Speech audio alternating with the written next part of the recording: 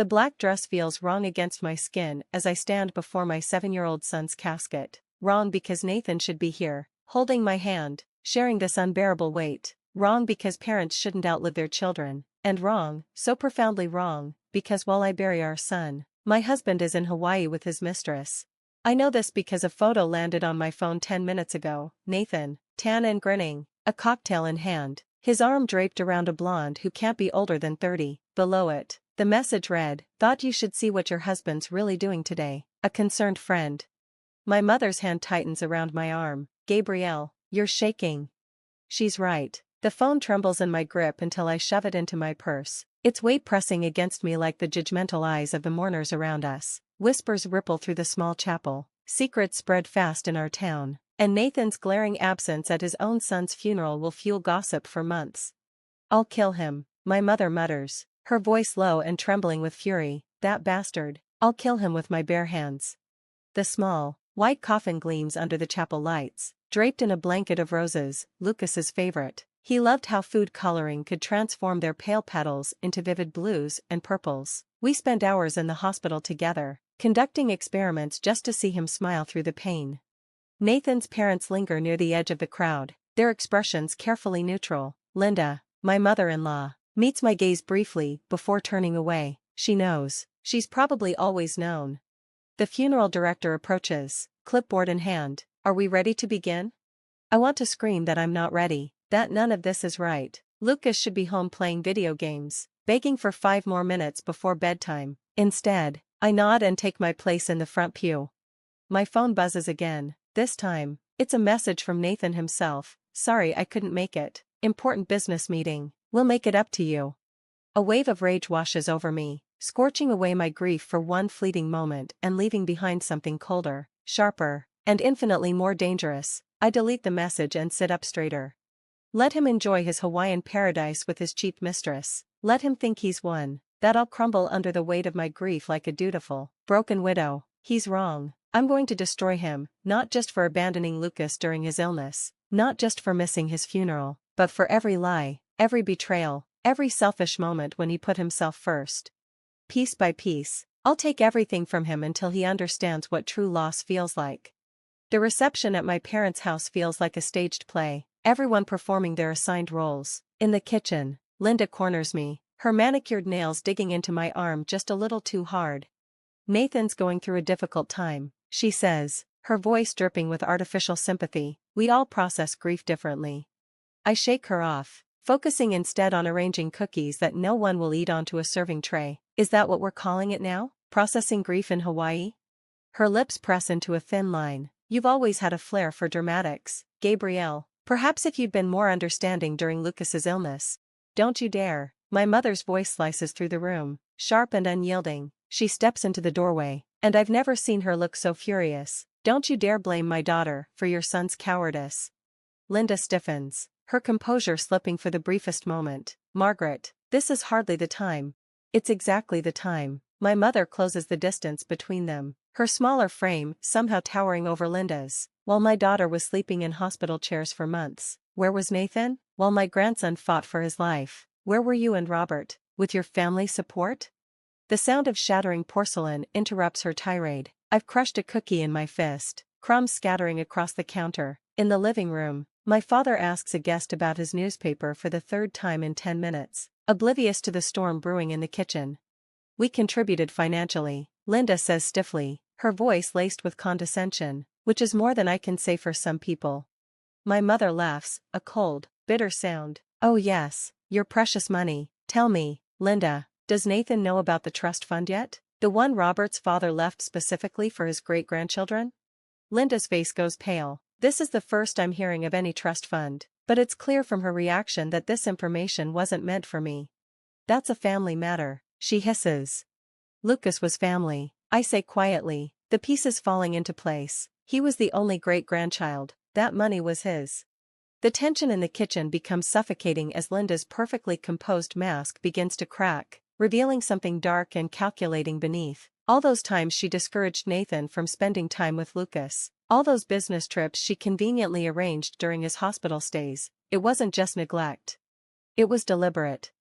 "I think you should leave," my mother says, her voice ice cold. But Linda's already retreating, her heels clicking against the hardwood floor like tiny hammers driving nails into the foundation of my growing rage. I turn to my mother, my voice tight. Tell me everything about that trust fund. Her smile is grim, filled with years of quiet fury. Oh, sweetheart, that's just the beginning of what I have to tell you. 3 days after the funeral, I find the life insurance papers in Nathan's home office, not tucked away in a drawer or neatly filed, but scattered across his desk like discarded leaves, forms, receipts, and a post-it note scribbled with call summary policy in his hasty handwriting. My hands tremble as I sift through the papers. Then I see it, Lucas's life insurance policy, taken out 6 months after his diagnosis, $2 million. My breath catches as my eyes land on the beneficiary line, Nathan Thompson, sole recipient. My name has been crossed out. The change dated mere weeks before Lucas died. My phone buzzes, a text from an unknown number. We need to talk. Coffee shop on Main, now. Samantha. The name hits like a slap. Sam, the woman in the Hawaii photo, the same Sam from the post-it note. I find her exactly where she said she'd be, looking polished and expensive in a way that reeks of someone else's money. She doesn't stand as I approach, only stirs her coffee with calculated precision. I'm surprised you came, she says without looking up. And I'm surprised you had the nerve to contact me. Now she looks up, her gaze hard. Nathan's been promising me things, big things, but now he's not returning my calls. What kind of things? I ask, though I'm not sure I want the answer. A fresh start, a new life together. Her laugh is bitter. Funded by your son's insurance money. The room tilts sideways, and I grip the edge of the table to steady myself. He told you about that? He tells me everything. She pulls out her phone and scrolls through messages, including how he made sure you'd never see a penny of it. His mother's idea. Apparently, she never thought you deserved their family money. Why are you telling me this? She leans forward, her voice sharp. Because he's playing both of us. That policy? He promised to split it with me, but I did some digging. He's got gambling debts. Gabrielle, big ones, the kind that make people desperate. My throat is dry. You're lying. Samantha slides her phone across the table. Text messages, bank statements, photos, a digital trail of betrayal spanning months. Nathan and Linda plotting, Nathan and Samantha planning, Nathan at casinos, with loan sharks, at places he had no business being while our son was dying. I'm not the villain here, Samantha says quietly. I'm just another mark in his con. But unlike you, I've got nothing left to lose. I stand, my chair scraping loudly against the floor. You're wrong about one thing. I have nothing left to lose either.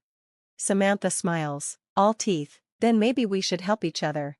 I look at her, the woman who helped destroy my family, and realize she might be exactly what I need, a weapon aimed straight at Nathan's heart.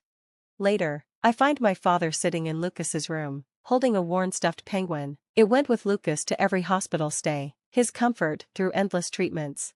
You look just like your mother when she's planning something dangerous, he says, his voice unusually clear. I sink onto the bed beside him, the mattress still indented from where Lucas spent his final weeks. Dad, do you remember what we talked about yesterday? He strokes the penguin's matted fur. No, but I remember Lucas telling me about the trust fund. His brow furrows. Was that real? My heart skips. What trust fund, Dad?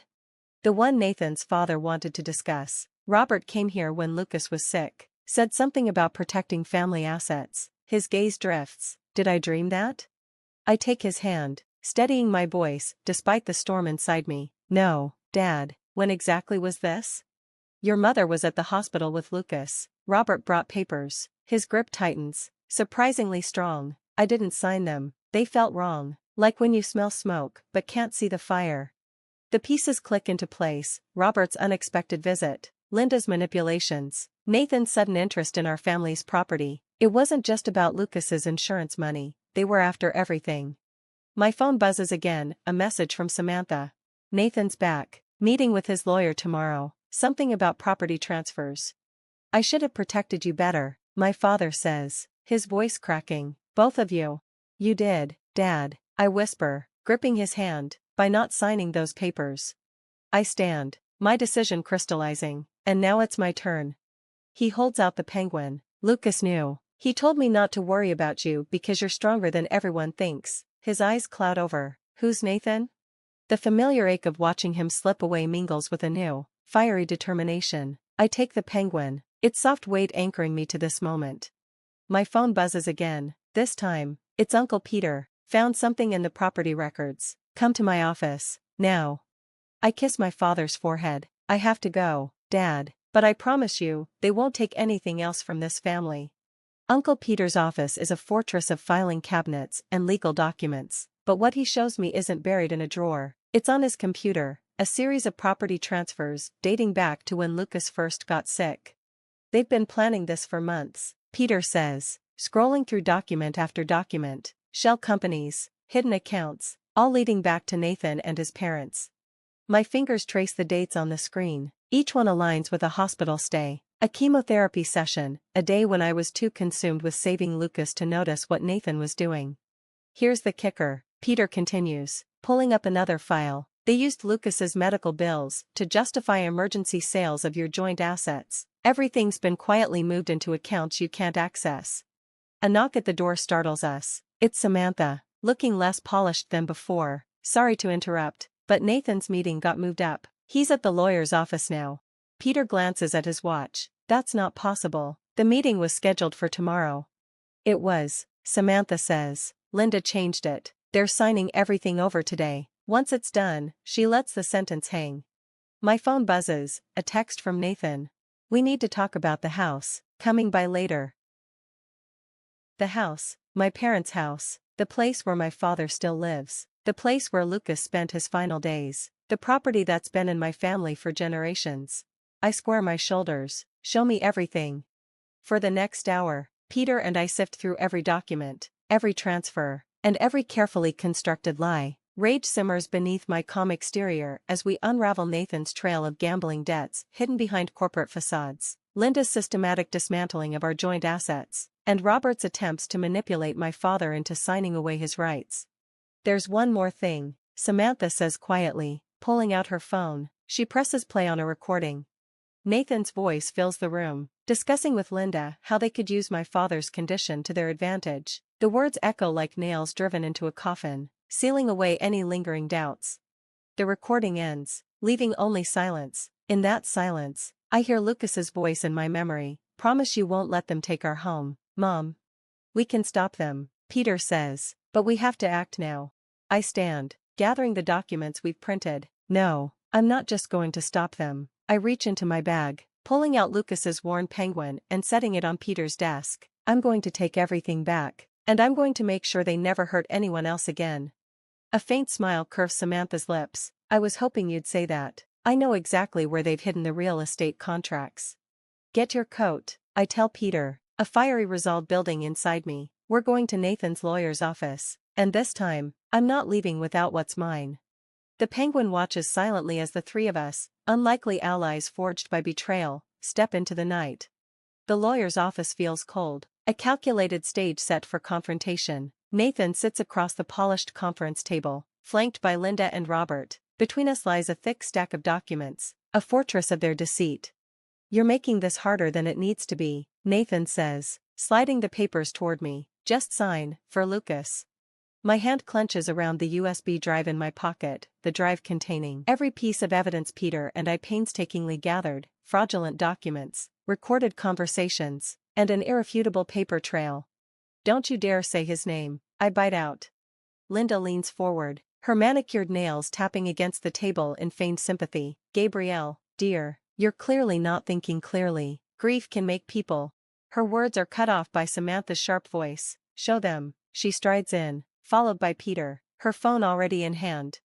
Nathan pales. What is she doing here? Connecting the USB to the lawyer's computer, I watch the projector flicker to life. One by one, the evidence scrolls across the screen, property transfers, falsified signatures, and recordings of Nathan and Linda plotting to exploit my father's dementia. It's over, I say. Nathan's smile freezes me. Actually, he pulls out another folder, tossing it onto the table. The photographs inside make my stomach drop. Peter meeting with known criminals, bank statements showing questionable transfers, and emails hinting at tax fraud. Imagine how damaging this would be for your family, Linda says softly, her tone venomous. Your uncle's business destroyed, your mother implicated, Your father uprooted from his home. Peter starts to protest, but Nathan cuts him off. We can make this all go away, or we can destroy everything you have left. Your choice. The room spins as every carefully laid plan crumbles before me. They weren't just stealing, they'd built their own insurance policy against exposure. Nathan stands, his tone smug. You have until tomorrow morning to decide. Choose wisely. They leave, their threats hanging heavy in the air. The projector continues cycling through the evidence, now a testament to a battle I'm no longer certain I can win. They won't stop, Samantha whispers. They'll take everything, piece by piece. I stare at the last image on the screen, Lucas in the hospital, smiling weakly. Nathan, as always, was nowhere to be found. No, I say, my voice steady, they won't take anything else, not from me. It's time we stop playing their game, we're changing the rules. That night, my mother's kitchen transforms into a war room. Documents cover every surface as Margaret, my mother, lays out her own secret cache of evidence, years of surveillance, bank statements, and recorded conversations. I've been tracking Nathan's schemes since Lucas's first hospital stay, she explains. I knew something wasn't right when he started pressuring your father about the property titles. Peter studies one of the documents, his face lighting up. These transfers, they're legally binding, but they're not what Nathan thinks they are. A knock at the door makes us freeze. Samantha steps inside, her phone recording. They're on their way. Linda convinced Nathan, tonight's the night to force your hand. Perfect timing, my mother says, a dangerous gleam in her eyes. Peter pulls up more files, every property Nathan tried to steal, every asset he thought he owned, all legally transferred into a trust in Lucas's name. How? I whisper. Your father had more clear days than they realized, Margaret says. We made sure everything was properly signed and notarized during those moments. Nathan was too busy creating fake documents to notice the real ones. Headlights sweep across the windows, and car doors slam. Remember, Peter says, his voice urgent. Let them think they're in control. When Nathan bursts in, his smile is triumphant, until Samantha presses play on her phone. The recordings play, Nathan and Linda confessing to fraud, discussing how to manipulate my father, and plotting every move. You set us up, Nathan snarls, lunging forward. No, I say, my voice cold. You set yourself up. Every fake document, every fraudulent transfer, they've already been sent to the FBI. Linda reaches for her folder of threats, but my mother snatches it. Looking for these? She asks, her tone steel. Funny thing about evidence, it works both ways. Nathan's face twists in rage. You can't. I already have. I cut him off. The only question now is how far you want to take this, because I'm ready to lose everything to make sure you lose more. The silence that follows is deafening. The next morning, as frost crunches beneath my feet, I visit Lucas's grave. I set his penguin against the stone, its familiar weight grounding me. You'd be proud, Lucas, I whisper. We protected what mattered. My father joins me, more lucid than usual. Lucas told me not to worry about you. He said you'd find your strength. I smile softly. Did he? He nods, touching the penguin. Funny thing about strength, it sometimes looks like revenge, but it's really just love wearing armor. The weight of everything, the battles, the loss, the hard-won justice, settles on my shoulders. It isn't triumph, it's survival. As we turn to leave, a monarch butterfly flutters onto Lucas's headstone, its wings glowing like stained glass. Let it be, I tell my father as he reaches for it. The butterfly takes flight, free and unburdened, and for the first time, I understand what it means to let go.